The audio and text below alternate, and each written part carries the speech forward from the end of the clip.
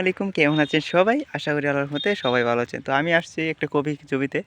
এই যে দেখেন কপি কেটে গাড়িতে ওঠানো হচ্ছে আর আমি কপিগুলো কাইটে দিতেছি। তো দেখেন এই যে একটা কপি, এটার ওজন মিনিমাম 2 কেজি হবে।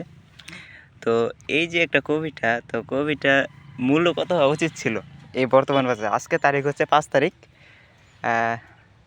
জানুয়ারি মাস 2025, মানে প্রথম মাস 5 তারিখ। এই যে দেখেন গাছের অবস্থা, মানে খুব ভালো গ্রোথ, সব কিছু ঠিক আছে, কিন্তু মূল্যটা ঠিক নেই। এখন এই কপিটা মনে হয় 60 টাকা 8 টাকা পিস বিক্রি হচ্ছে। 8 টাকা পিস যদি বিক্রি হয়, এই কপির চারাটা যখন লাগানো তখন এই চারাটার দামই ছিল 5 টাকা। তারপরে খরচ টরচ যা আছে সব এটার উপরে। তো দেখেন যখন একটা সবজির দাম বাড়ে তখন মিছিল বিক্ষোভ, এই সেই ফেসবুক স্ট্যাটাস, এই সেই, মানে কোনো কিছুর অভাব নেই।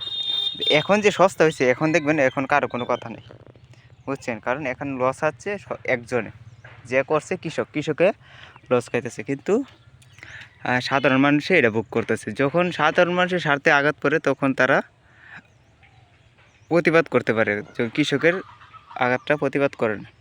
তো যাই হোক, এই হচ্ছে অবস্থা আর কি।